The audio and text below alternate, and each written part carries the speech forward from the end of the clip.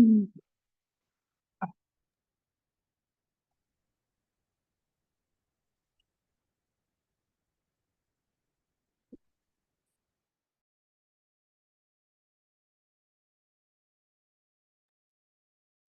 it going, everybody?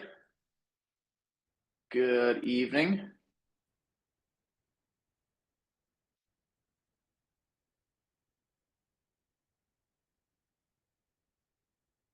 We're going to be getting started here in just a couple of minutes.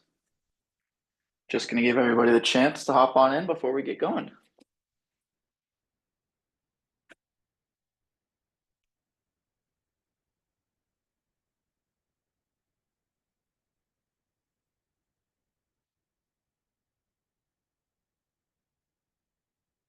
How's everybody doing tonight?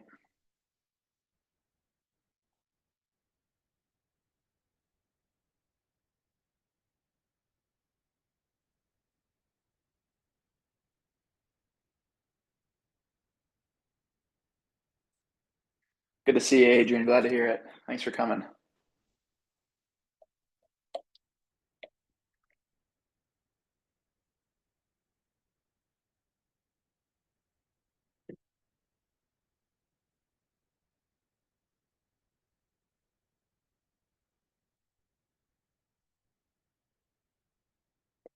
NVIDIA. Yeah, we'll take a look at some charts before we get going. Why not?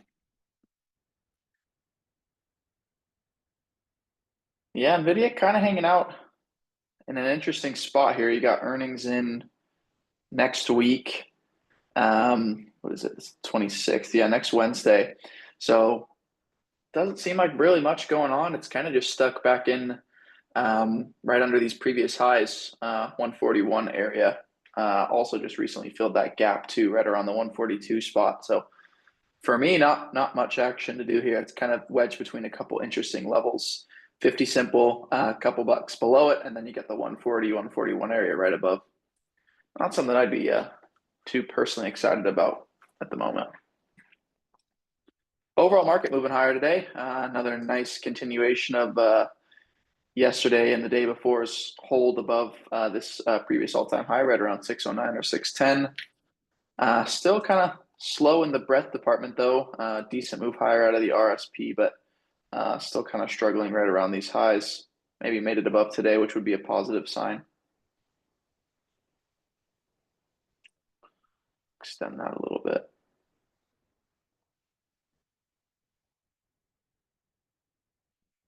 Small cap still struggling a bit. RK definitely still on a heater. A lot of other names that were previously kind of the bellwethers of the market, though, slowed down today. PLTR with minus 10%. Right back into the moving averages, but still a rough day for it, and heading lower after hours as well. Probably time to start looking out for this earnings gap low right around the $100 spot, 151-ish. Probably want to look for that to hold.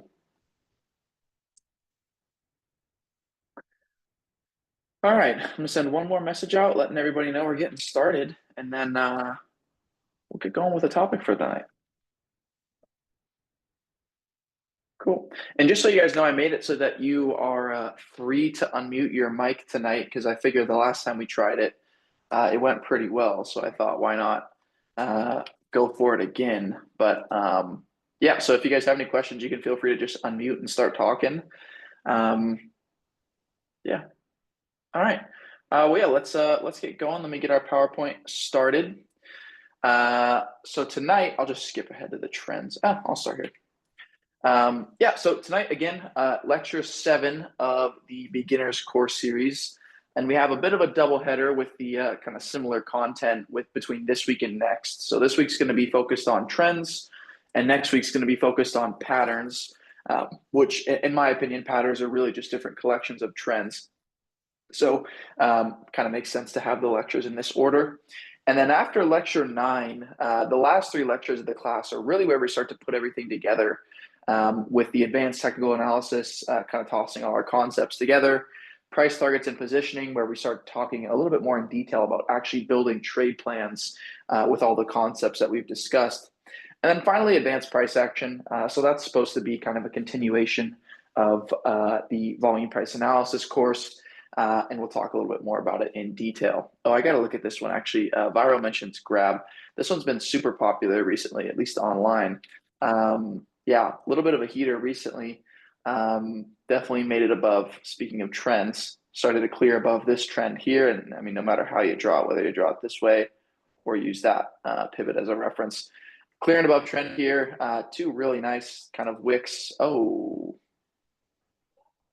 earnings. Oh, uh-oh. Not a good earnings for it or whatever. Actually, it says its earnings is tomorrow. That's interesting. Let's see. Nope, that's not what I thought. Huh. Yeah, I don't know. It's going to be a great earnings. Well, I hope it is for you. It's having a rough time after hours, but these are the levels I pay attention to. But yeah, Grab's an interesting one. It's been pretty popular online recently. Okay, sorry, I just got to get distracted with that real quick. So yeah, again, tonight topic is going to be trends. Real simple concept in my opinion. We'll get into it, but absolutely fundamental. If you guys saw it in the message that I announced the class in, learning about trends really completes what I consider to be the holy trinity, if you will, of technical analysis, where you have trends on one corner, support and resistance on another, and then volume on the other. So trends really kind of completes that. If you got trends, support, resistance, and volume, you could do a whole lot in the marketplace as long as you're respecting kind of the most higher probability setups as it relates to those three features. So anyway, just going to recap again, our goal for this lecture series is to develop successful traders who can find and execute on the highest probability trades and act on those opportunities with confidence. And I asked this question basically at the beginning of every lecture, and I'll just ask it again. How many of you have not been to one of these beginner course series lectures before? How many of you have not? How many of you is this your first lecture of the beginners course series?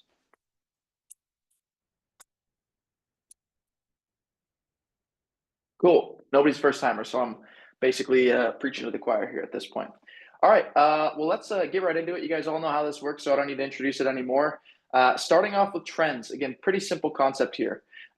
First of all, let's kind of define our terms. We have two main types of trends. We have an uptrend and a downtrend. So here we're looking at an uptrend from the daily time frame. And very generally speaking, an uptrend consists of higher highs and higher lows, where these would be examples of higher highs, where when price kind of pivots, it is pivoting at a higher price than it did previously, creating these higher highs. And then also when it drops down to a level of support, that level that it bounces at slowly rises. Well, not necessarily slowly, but continues to rise, creating these higher lows. So you can see on every single one of these dips, every single one of these significant dips that are created is generating these higher lows. And I don't even think I have all of them marked here. You could consider maybe this a higher low, this a higher low, this a higher low, this would have been a lower low. So anyway, big idea with the uptrend is that it's going to be consisting of higher highs and higher lows. And we've talked about this concept a little bit, especially when we were talking a little bit more in detail about how to generate kind of support and resistance levels. And let's just go back to the live chart here. So if I just go back to the S&P and then go back to that same time frame on a more clear drawing set so we can kind of see what that was looking like in real time. So that was back in 2022. And if we go to the daily, so I think, let's see if I can remember. Sorry. This was the daily. Okay, this was, okay. Oh, that actually, sorry, I'm losing myself here. That is even, well, anyway, I don't need to get the exact same example, but fundamentally, right, even on this same chart, let's say, for example, this is going to be our initial high, and this is going to be our initial low. This could be an example of a higher high. This could be a higher low. This could be a higher low. This is a significant higher high, higher low, higher high, etc. And one concept that we talked about is using these higher highs and higher lows as support and resistance levels. So we can kind of see how that works out here. If this is a higher high, same thing here, right? All these highs continuing to act as pivots in the future. Oops, I'll start drawing tool there. So all these pivots in a given uptrend or downtrend, very generally continue to be incredibly significant. And you can see how I'm just very quickly drawing all these pivots out. All I'm doing is basically drawing a vertical, or excuse me, horizontal line at all of the previous higher highs.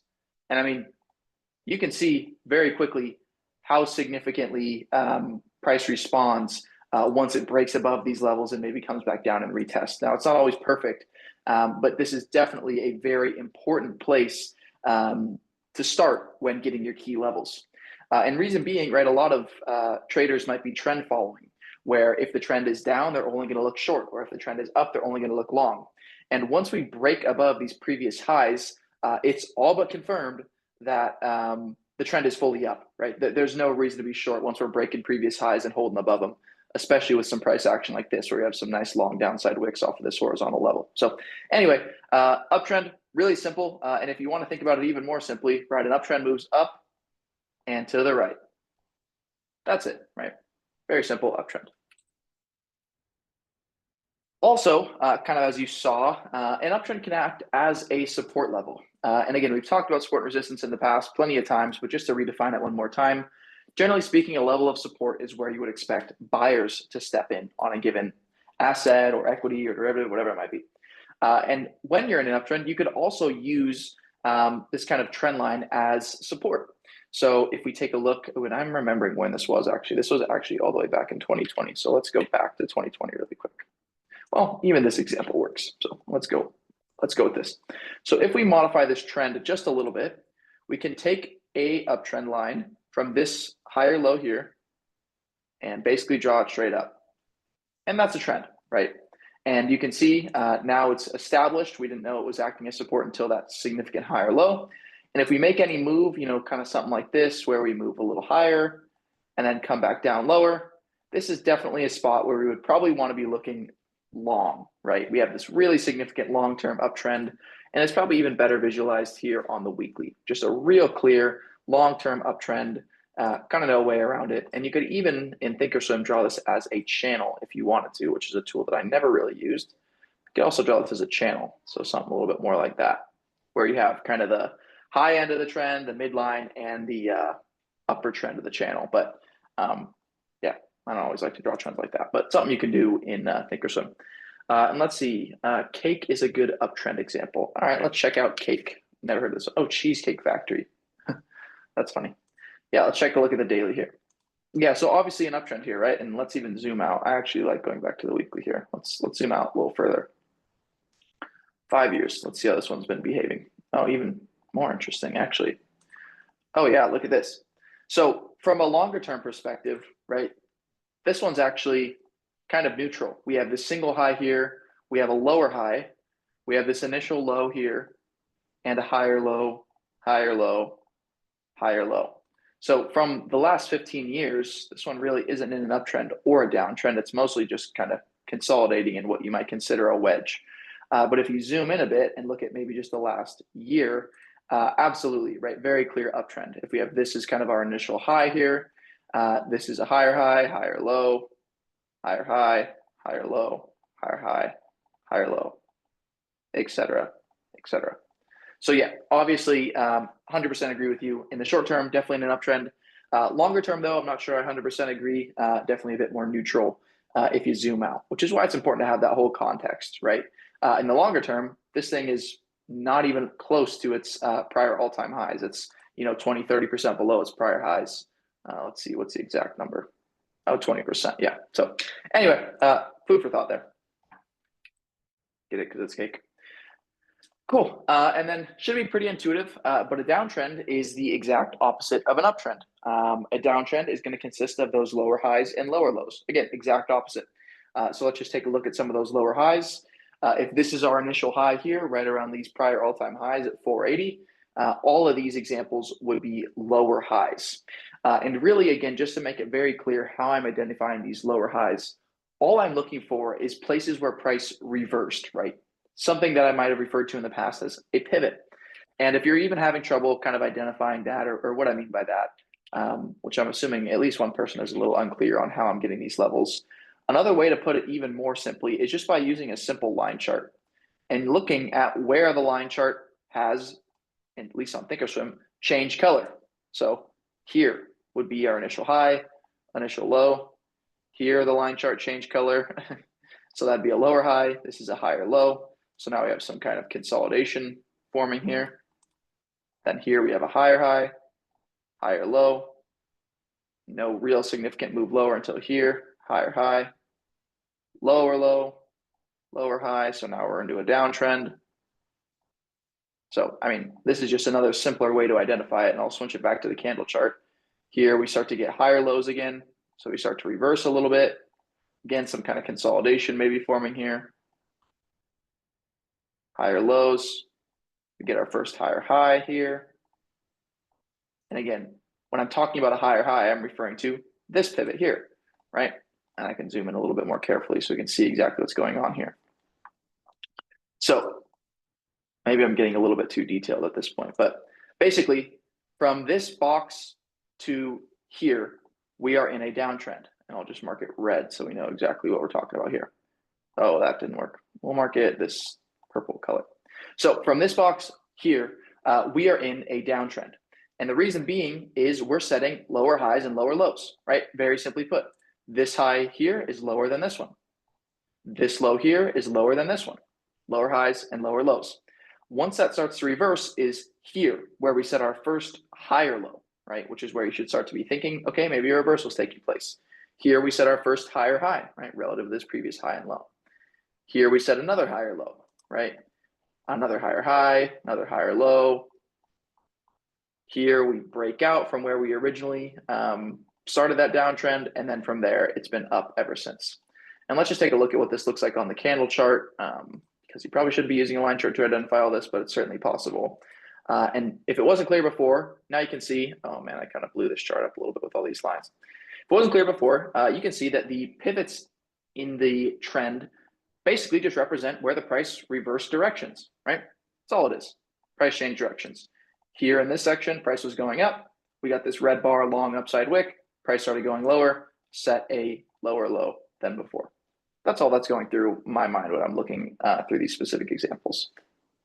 Does that help and clear up any potential confusion that I might have created?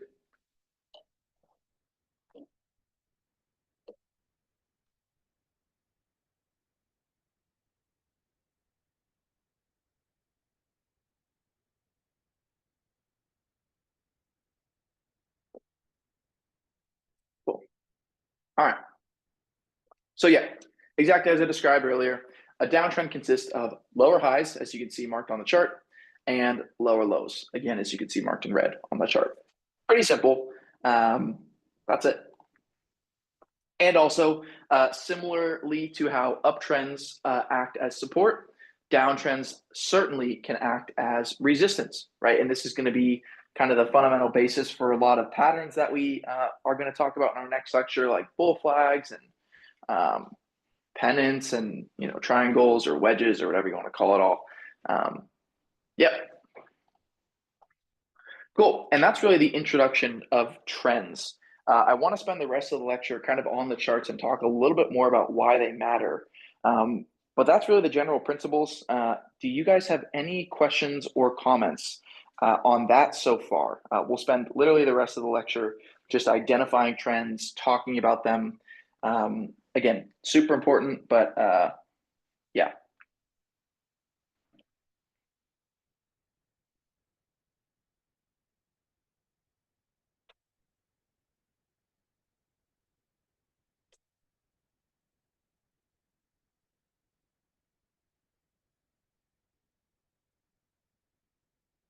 Makes sense to JJ?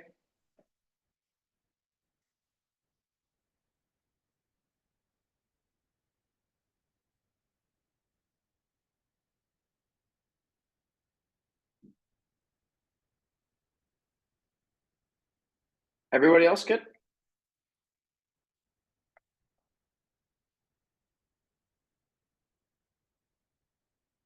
Cool.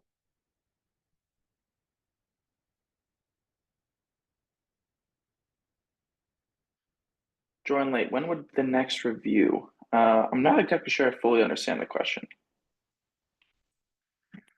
Varo says, when I do take trades when trend break, just looking to support resistance. Yeah, so that's a great question, right? So there's kind of two ways of thinking about it. And you can see I have a couple trends drawn out here on the S&P. So let's just simplify this a little bit. Oh, all over the place. This isn't full screen, that's why. Why is that not doing what I want it to? Okay, whatever. Anyway, let's clean this example up because this is probably a good place to start from. So let me remove some of my notes and some levels just to make it more clear what we can focus on. All right, so there's kind of two trends that I have drawn just in the short term for the SPY. And really, it's just resistance downtrends, right? And if we look again back on a clean chart here, all we can see that I'm drawing trends are just these short-term downtrends, right? That's all these are. These are just short-term downward trends. It's literally all that's going on here. And trading the break of the trend is basically, I can't see these the ovals there. Okay, that's good enough, I guess. Anyway, trading the breaks of these trends is basically trading kind of a confirmed reversal. And even if you wanted to wait for the break of the prior lower high, which you could have done in this specific example, this would be kind of a couple different ways to trade it. So for example, you could have traded this first day above trend. So this first daily close above trend, it could have been a long entry. You could have traded this first day above the most recent lower high. That would have been a decent long entry, right? Decent, $10 move there on the shares. Anyway, that's kind of one very simple way to trade the trend.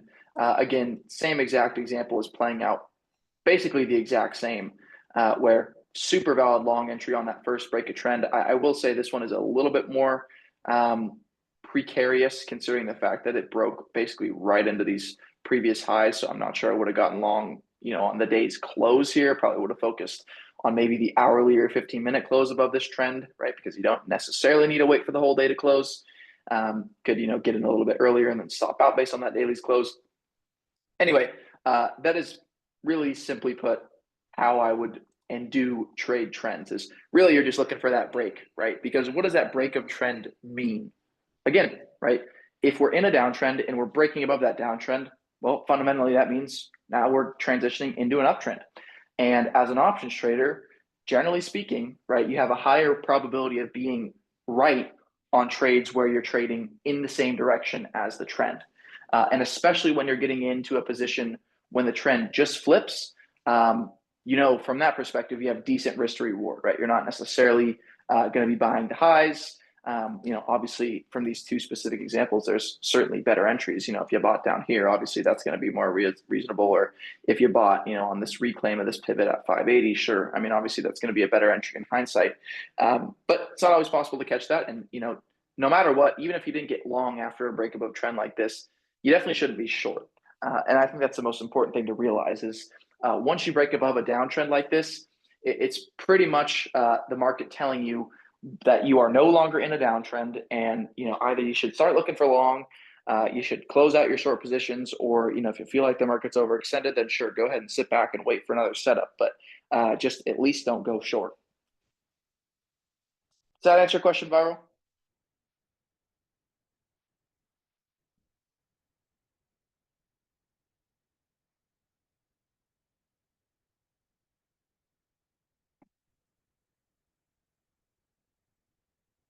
Cool.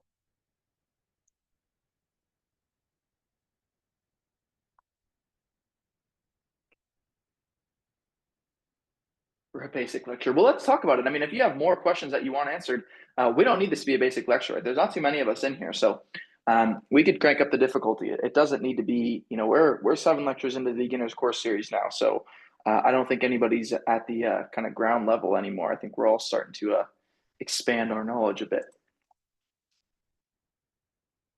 Anyway, let's keep rolling through some different examples. We'll talk about just some trade plans as it relates to trading with trends. So the Qs are another real good example of the same exact idea. And I'll clean this drawing set up again and we can talk through the same idea. So when you're looking at a chart, right, at least for me, actually, I think I like, let's try, I think PLTR had some decent examples. Not as many as I'd hope. Maybe Hood, I can't remember. I just charted out one of these names. Is it APP? No, I guess I cleaned all that up. Okay, let's go to. So I think one of the most kind of characteristic features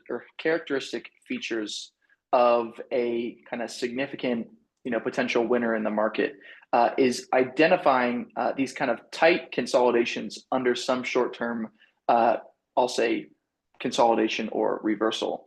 And let's just take a look. This was something that I was studying earlier today. If we look here, this specific example, and we're going to start putting some concepts together here because I think you guys are all familiar with it at this point. We'll start putting a couple concepts together. So starting off, right, you got to first identify your key levels on any chart, and definitely some important resistance around the 550 level for this specific name. Looking a bit closer, right, from a EMA perspective, we started to get a bit of a reversal here once these EMAs flip positive, right? And if you remember from the indicators lecture, the 10 EMA above the 20 on the specific study set that I'm using indicates an uptrend, and the 10 below the 20 indicates a downtrend with this kind of a red cloud. So if you're looking at trends here, kind of the most important thing to me, or what stands out the most, is this breakout right here. First, you have maybe a little bit of consolidation there. I'm not sure if it's anything too notable. But this is kind of the first area where this spot begins to break back above the EMAs since this prior move back in July. You have an earnings report, which acts as a catalyst for this breakout. So that's always a positive. And then, obviously might not be reasonable to long right here, but you see 3 days of price action moving higher on rising volume. And if you remember from our price action volume lecture, right, this is basically a golden signal as it relates to volume price analysis, right? Very, very nice to see, rising volume as price moves higher, especially on a move where the price, basically moves about 25% higher. Then we get a really orderly kind of retracement back into moving averages on declining volume. And you could draw maybe just a little trend here, right? It's not super important, but definitely some kind of little consolidation. And we could refine this trend a bit more carefully on the hourly or lower timeframes as it'd be more clear. But then once we break this trend, we see increasing volume. Then again, once we break these highs here, right, these prior swing highs that started this mini downtrend, again, we see rising volume, which really, is all but a textbook setup, right? This is something that is basically straight out of a textbook where you have this kind of emerging uptrend beginning, right? So on the longer term, still below this prior high, but you get this nice move higher above these other kind of lower highs before, right? So here is kind of a decently significant lower high. And then here is a decently significant lower high, right? These are probably the two most important pivots in this trend, right around this $4 area and this 480 area, besides the 540 area. And again, catalyst being earnings to move you out of this mini wedge here. Price moves up on higher volume. And again, I'm not expecting anybody throughout this whole period to be able to catch this long, right? This is a name that probably isn't on many people's radar, but if you're scanning for rising volume on a daily basis, post earnings movers, this is a name that's super reasonable to start paying attention to after a move like this. But I'll be the first to admit, it's pretty unreasonable for me to say, oh, you could have bought here at 282 and held all the way to the 1248 mark. That's completely unrealistic. But catching a setup like this, after you get this move higher, right, 20% move higher, very orderly retracement back into the EMAs, and we have this nice little trend to kind of define that consolidation. It's something that we can trade off of. Super reasonable to consider yourself trading a setup such as that. And this is a setup that is characterized by so many big winners in the marketplace. And we can see, obviously hindsight is 2020, but this name in specific has gone on to basically triple from this spot. And we can see it in so many names. I think, maybe Hood. I don't know if I have my old levels saved. Hood, no, Hood isn't exactly as clean as I thought it was. I think it looks a bit better on the weekly maybe. No, not quite as nice as I thought. I think PLTR is probably a better one, right? I don't think anybody is, I'll say, not aware of the fact that PLTR is 100% one of the strongest stocks in the market. And again, characteristic setup from this name as well. And let's just even zoom out to the weekly and kind of talk through this and start combining some concepts, because I think we're going to transition this one into a bit more of a significant lecture here. So obviously, again, PLTR, big move higher over the last few months, right? Hindsight's 2020. Anybody can go look at the biggest mover and tell you, oh yeah, you could have got long here. That's not the point. And you'll see me start to review more and more examples and more prior, big winners throughout the rest of these lectures. And the reason isn't for me to point and say, look what you could have traded and you're too dumb to catch it. That's not the point, right? But the point is the setups that we talk about in this trends class and all the other future classes are setups that, while they have already happened, these same sorts of patterns will continue to emerge over and over and over again, right? This is not anything new to the market. This sort of idea is not going away, and it's going to continue to be very prevalent in the names that we trade. So let's even start here, all the way back when PLTR first kind of IPO'd and came onto the market. So obviously had a pretty hot period when it first came out, doubled or tripled from that IPO price, or I believe this was a SPAC actually, yeah. So big mover when it first started trading, but ultimately kind of fizzled out and started moving lower, right? So we have this kind of first significant breakdown here when we have this rising volume, break through the EMAs, and then we start this downtrend, right? And again, lose this prior low. So at this point, we're for sure in a downtrend, right? We're now setting a lower low and obviously set multiple lower highs here, right? So a lower high from here, certainly in a downtrend at this point.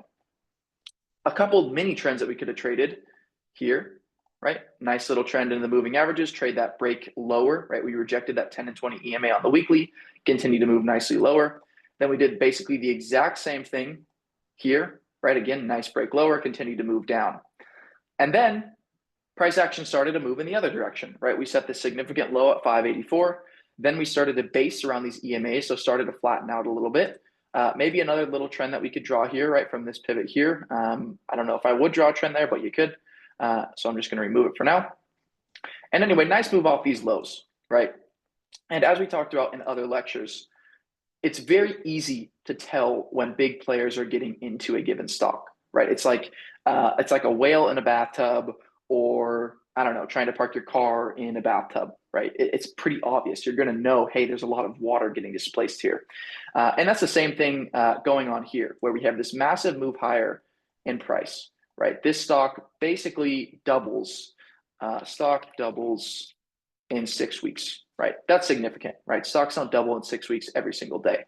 And the most notable piece about it is we have basically the highest buy volume we have had on record, right? On par, right? We have this high buy volume here, here, here, and here.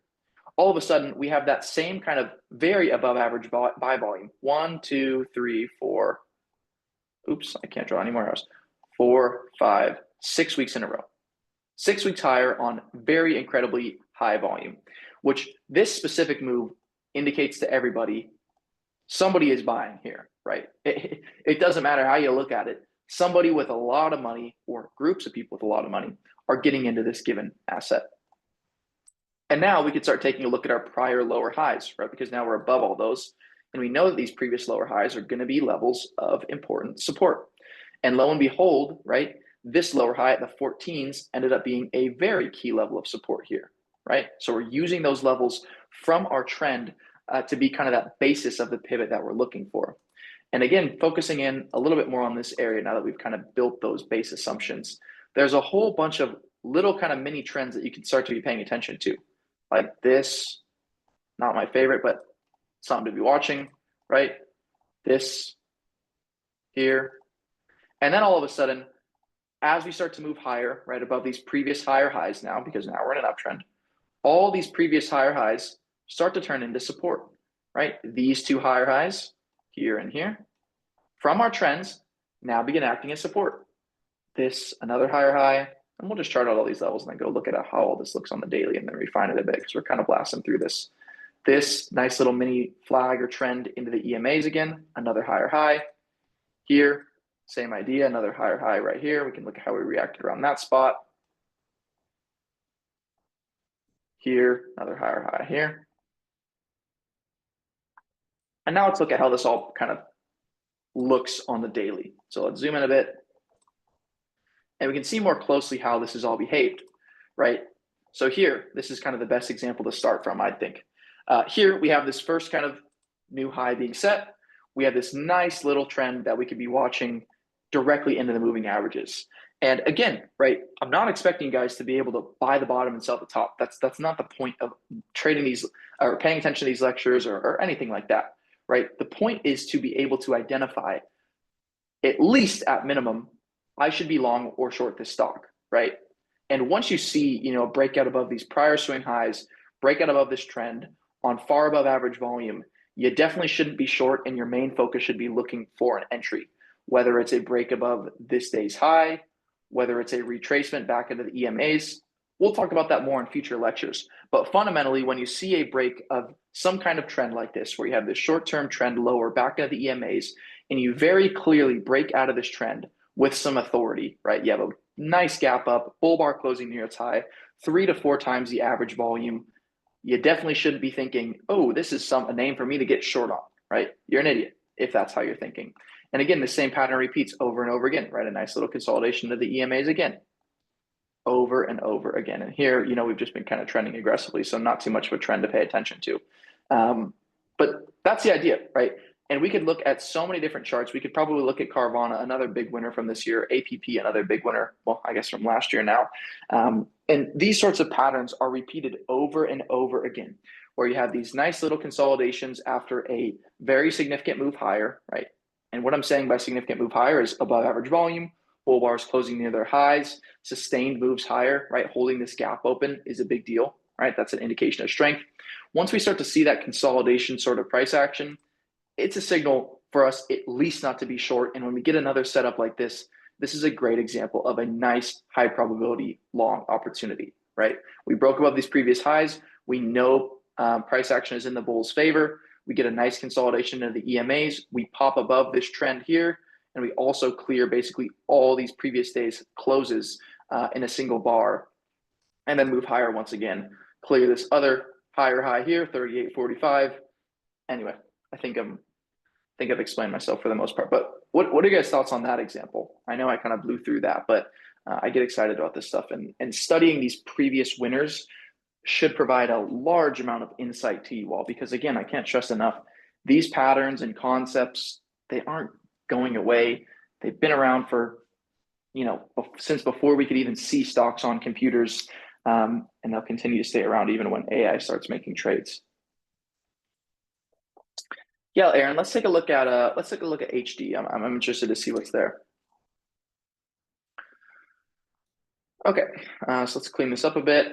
So again, let's just start by zooming out, see where this is at on a longer time frame. Okay, so it's made it above its prior all-time highs. So first level I'm going to draw is its prior high here. Got to have that one on the chart. And the biggest red flag to me, at least, is kind of this failed break back above these highs. You have this breakout here, and we moved right back under, and then again, a little bit of a failed test into those highs. And also, we have our first lower high in this name too. So before it was basically all higher highs outside of, once we made this move lower, everything since then has been higher highs and higher lows for the most part, right? Here, here, and here. Here we have our first significant lower high. So let's zoom in a bit on the daily and clean this up a little bit. So for me, right now, if I was to draw any kind of trend on this, in the short term, the trend's going to be down, right? We have this initial high very clearly setting well, I shouldn't say it's down. I guess it's kind of under pressure is really what the trend is doing here. Yeah, it looks like a head and shoulder. I do not disagree with you. Based on kind of looking at just lower highs and lower lows here, this trend's under pressure, right? For now, we've set a lower high, but TBD if we've actually set a lower low, right? You got to be paying attention to this spot, which I got to clear that up a bit. You got to be paying attention to this level right around the 380s, because you got your 200 moving average there and this nice big reversal bar, and also earnings coming up too, which is going to throw a wrench in things. But this one's definitely not in any kind of official downtrend until we break these lows, but it's under pressure, right? It's not in a full bull trend at this point. And you could even draw this little trend line right here and start paying attention to that.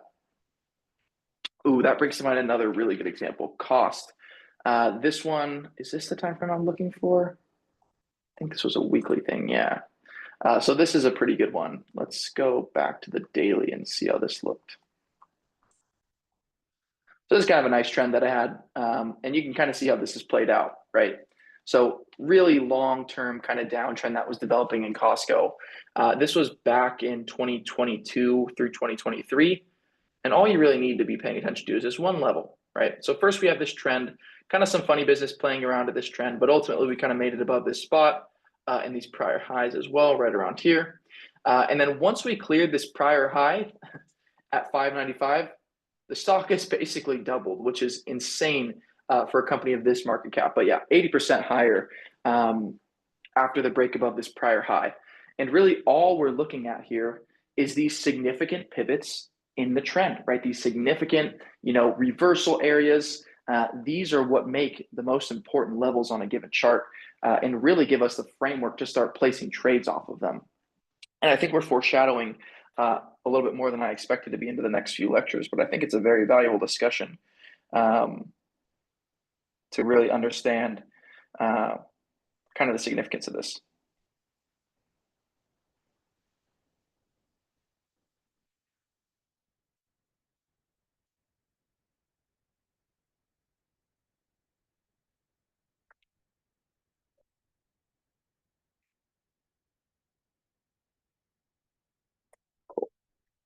Hims, Kava, and on. Yeah, let's see. We'll take a look at some of those. Those some like good examples. Yeah, Hims obviously on a heater here. I haven't even updated my chart on this one in a while, but really good example. You can see I have a couple reasonable levels.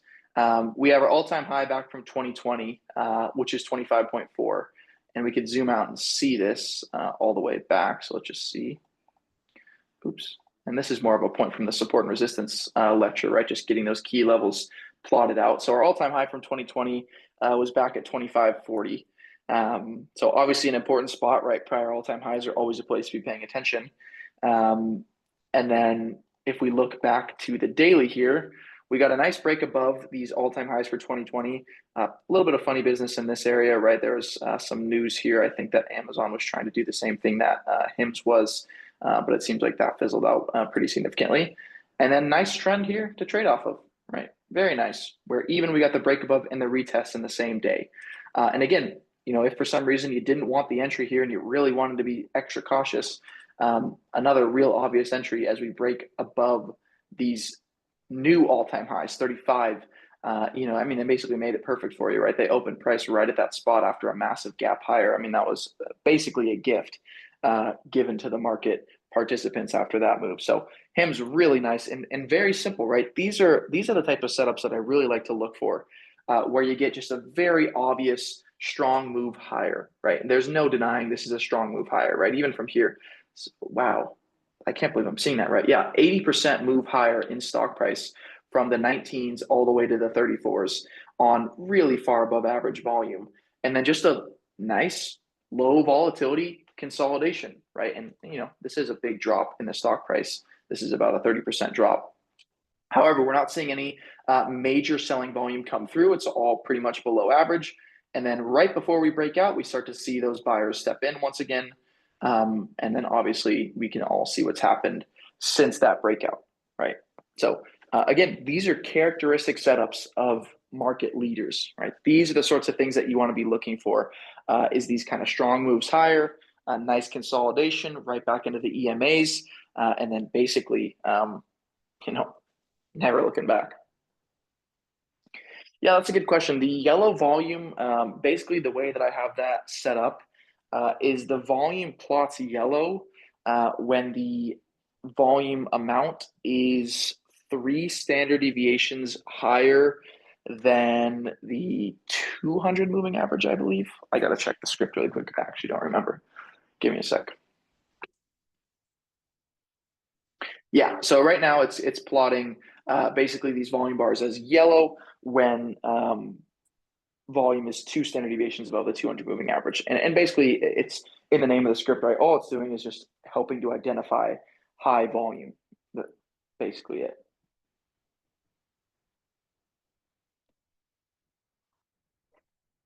Cool. Any other questions that I can cover?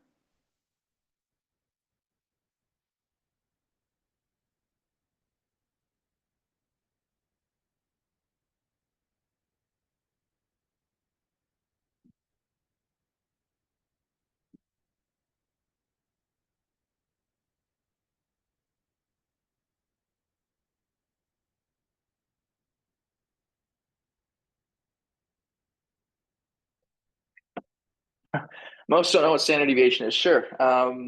Yeah, basically, let's see. I covered it in another lecture, but I could cover it now really quick. Let me pull something up really quick.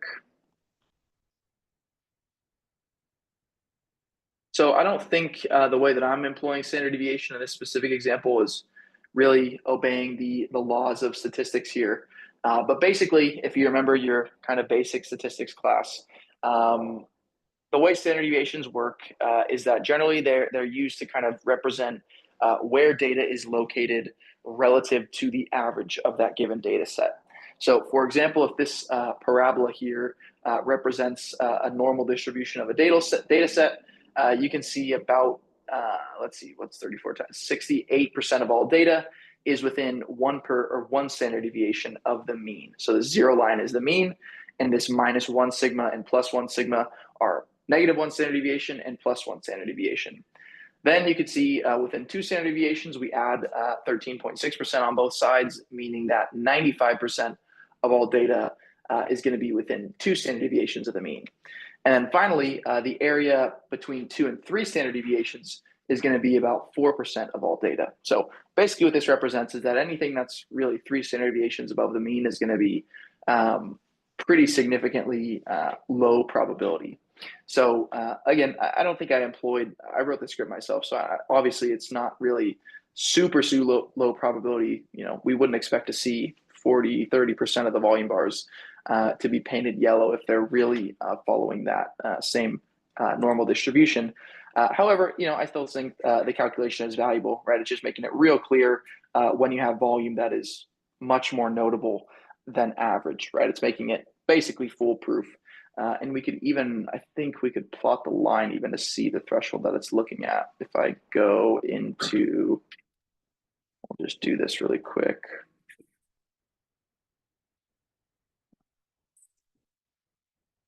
Plot S.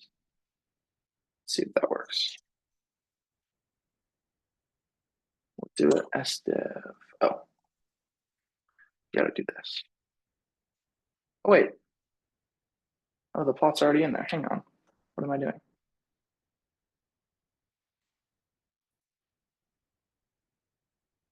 Got it. Yeah. So you can kind of see the threshold that it's looking at, right? It's a 200 moving average, so it reacts pretty slowly. But generally, you can see as kind of that average volume is starting to increase, the threshold also increases. So you can see the average volume is 21 million now, when back in April it was about 5. So this line that it's tracking against is 4 times higher than what it used to be. And I guess I should be careful in saying that it's not necessarily the average; it's the average plus 3 standard deviations. Does that help, Viral?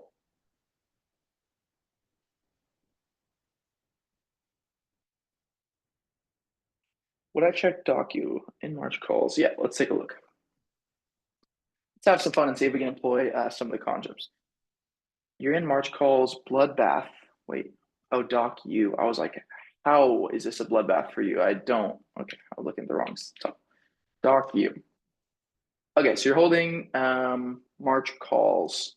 Okay, let's take a look. So again, anytime I look at a name, I'm going to start from the weekly. You just got to do it. This name specifically, wow, I haven't looked at this in a very long time. This name specifically, right, looks like a reasonably obvious kind of stage 1 base that has developed here. We talked about stage 1 bases, I think, already, if I remember correctly. And we could see, decent accumulation volume as we move throughout this base. Something just to note. I see somebody asking the question or in the chat, is this a cup and handle? By the book, this wouldn't be a cup and handle.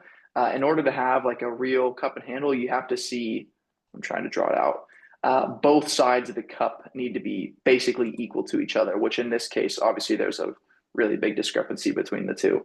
And obviously the handle would be kind of like that. So by the book, not quite a cup and handle, but honestly, just because we can't classify it into that specific category of pattern doesn't necessarily mean anything, in my opinion. I personally like to not associate those patterns with different things going on charts. I just don't find it to be super relevant all the time. Anyway, this name in general, right? Definitely in kind of an emerging uptrend. In the longer term, certainly not. But if we mark out some of our key pivots, just our lower highs here, you have, I'm going to try and be accurate here. There's a key pivot. And then there, let me zoom in a bit so I'm not just doing things willy-nilly. So all I'm doing is I'm basically looking left at these lower highs, and these are going to be kind of the pivots that I would be paying attention to. So I'm going to mark this out here, and we'll just do that there. All right, so those are our lower highs. And then looking right, we can see, oh, nice. Yeah, so 87 is definitely a level to be paying attention to. This is going to be, real important, maybe even a bit lower just to get it kind of spot on. 86.50 is definitely a very important level to be paying attention to, right? It was this previous high here, this previous lower high back before their earnings report in Q2 of 2022. And then also what looks to be kind of a decently looking trend here. One kind of red flag is you rejected the 200 weekly moving average twice now, so that's a pretty difficult one. And then now let's zoom in a bit and let's talk a little bit more about what's going on in the chart. So you got earnings in March, okay? So you got a couple weeks till earnings, and you're asking average cut. You're holding from 92. Okay, so your entry was 92. Entry, we'll just leave that there. So to address your question very directly, I certainly wouldn't average if it wasn't part of your original plan. I'll say you shouldn't use averaging to cope with getting a bad entry, right? Because fundamentally, you getting a bad entry is your own fault. And I don't believe in taking averages on a position just because you made a bad decision and dealing with it. I think instead of that, you should learn the lesson that, hey, maybe 92 wasn't the spot to enter. Maybe I should have, mitigated risk a little bit better and waited for this weekly pivot to come into play. That's my perspective. Now, is this a reasonable level to try a long at? 100%, right? I mean, it's definitely not unreasonable to consider getting long here. But I do want to be cautious in saying that, I never recommend averaging if it wasn't part of your original plan. I think, again, it's just a method for coping with the losing trade, which fundamentally is a horrible habit to get involved with. Now, with that said, this isn't something that I personally would probably be getting long on here. And there's a couple of reasons why. It's a little bit weak, and it's trending below the EMAs right now. So it's below the 10 and 20. And I don't love these kind of lower highs as we get closer and closer to the level. I don't love to see how it's kind of hanging out around 86.50 so long. I would definitely say if we lost this level with a daily or weekly close, I would be out of any long that I was in if I was in longs. So I like how you're paying attention to this 86, 87 area. I think that's where I'd be paying attention to as well. But yeah, for me, it's not something that I would enter longs on right now, to be honest. And I'll show you just to kind of compare what I would be interested in longs and what I was interested in longs, but unfortunately didn't really trigger. One name that I was looking at was Team, T-E-A-M, and just kind of comparing the difference a little bit here. What I was looking at is, a nice earnings gap higher, right, indicating strength, nice move of these previous highs, and then this 300 spot is a pretty big weekly level, if I remember correctly. Yeah, so a nice lower high on the weekly there. So we had gapped above that 300 spot and kind of started to consolidate above there. And started developing this little, kind of flag or trend or whatever into the moving averages, which is basically the exact setup that we've been talking about. However, I didn't take it on this day. I just wasn't a big fan of how these 2 days closed kind of the same way, and also started to realize the presence of this trend and didn't really want to front run that. And today it did slow down, and it's not. I don't love an entry necessarily until we see some buyers stepping off 300 at this point. But anyway, this is kind of the example of something that I'm a bit more focused on, or at least setups with ideas that I'm more focused on. And same thing, I posted this in my watch list. ACHR was another one that I was focused on. And again, reason being, we got that nice consolidation between the 1017 and this uptrend. And this one gapped too far for me on Monday, so I didn't touch it. And then today couldn't hold support. So I'm kind of hoping for it to come back down to 973 and form a little base for me to be able to get back in there. But anyway, this is the idea of names that I'm looking at, right? I'm focused on, as many of the strongest names as I possibly can be. I'm not super interested in trading weakness in the market, right? And again, some of the strongest names that we could possibly talk about right now are going to be Hood, PLTR, APT, Meta, Netflix, Apple's doing decently. So I'm really focused on strength and really trying to be much better about that than I ever have been because fundamentally, right, the winners of the market are telling you all you need to know, right? Those are where the high probability trades are going to live, those winners and those themes. And if they're not doing well, it'll be hard to find longs in the weakness. So I'm not interested in any kind of low probability conditions, which is why I've basically been sitting on my hands for a good chunk of the month. Is I really haven't done much. And I was hoping, once we saw this move out of the SPY, that some of the names that I was looking would gain some traction. But unfortunately, that wasn't exactly the case for me today. So kind of just still waiting. And well, I guess the only other thing that I am involved in is CRWD. So that one's still doing nicely. But anyway, this isn't meant to be a review of my positions. Yeah, so Viral, I think that summarizes it, right? No need to really panic, in my opinion, right? At this point, you're in the trade. I wouldn't cut it based on the current price action, but I certainly wouldn't add more longs. If we got to close below 86.50-ish on the daily, I'd probably look for the exit. And honestly, yeah, we could even probably zoom into the hourly and take a look at maybe some shorter term trends here. Yeah, I do have CRWD actually. That's one that I've been in for a while. It was funny. Crowd was one I originally took here. Actually, I took it here, and then I think I sold it after it kind of moved lower and came back. Or actually, no, I sold it a few days later mistakenly. I sold it after this day because I was just like, I'm not really loving it. I don't like that wick. So I sold it there and then ended up rebuying it here, basically. So I sold it and then rebought it $30 higher. But you know what? Sometimes that's what happens, right? And I think that's a really important thing to note, and an important lesson too, is that sometimes you're going to make a mistake, but just because you sell something and you're looking at a higher price doesn't mean you should be prohibited from getting in. This entry didn't work out for me, and that's okay. But once I got a new kind of setup available to me after earnings, nice move back into the EMAs, especially after a positive report. There's really no reason to be afraid of it at that point. And you can kind of see how this one played out, held the lows pretty nicely. Some people would have gotten shaken out right here, but again, for me, it's like, there's not much of a reason to be concerned. We're holding these prior lows, so I'm not going to freak out. And obviously the patience they're paid, it won't always happen, but yeah, gotta stay in the best winners and the best themes, and crowd being a part of that kind of cybersecurity or software subsector. Software as a whole has been real hot this year, and you got to continue to pay attention to those ideas. Oh, that's awesome, Viral. Yeah, yeah. Crowd has been a nice one. It's been holding up real nice. I'll probably hold in the earnings and just kind of see what happens.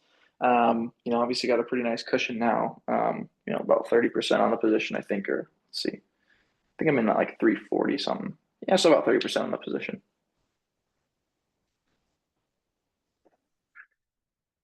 Cool, guys. Well, that really does it for me. A lot of examples today, and hopefully you guys are starting to see where we're headed in terms of the lecture series. Trend as a whole is a really simple concept, but I think super important. And obviously, trends can be used very significantly in your favor to start to identify very favorable entries. And we'll continue to build on that idea throughout the next few lectures. But that really does it for me tonight. So with that, next week it'll be all about patterns. Kind of as I've alluded to a few times, patterns are something that I really like just looking at and calling by name at this point. I really think trends are more important.